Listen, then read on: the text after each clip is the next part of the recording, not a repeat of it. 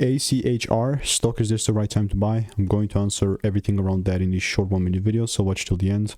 Looking at ACHR Aviation, I'm seeing a pretty interesting chart, right? I see the price breaking up, so that's intriguing. That's how my previous chart looked like. Context, I've spent 5 figures on courses and mentors. I've called out thousands of quick predictions on my YouTube channel for free, like I'm calling 5, 10, 20x moves. And ACHR, yeah, I mean, what else can I say other than I'm just still quite open for more buys. More buys doesn't necessarily mean that I'm buying tomorrow exactly, no. But it doesn't mean buys when my rules are met. And if I see a 5-minute double shift here, even a 15-minute, I think I would prefer 5. Then and only then I'll be bullish, because I was waiting for the same exact thing, but we just gapped up and yeah, there was like no time for me to do so, like nothing there.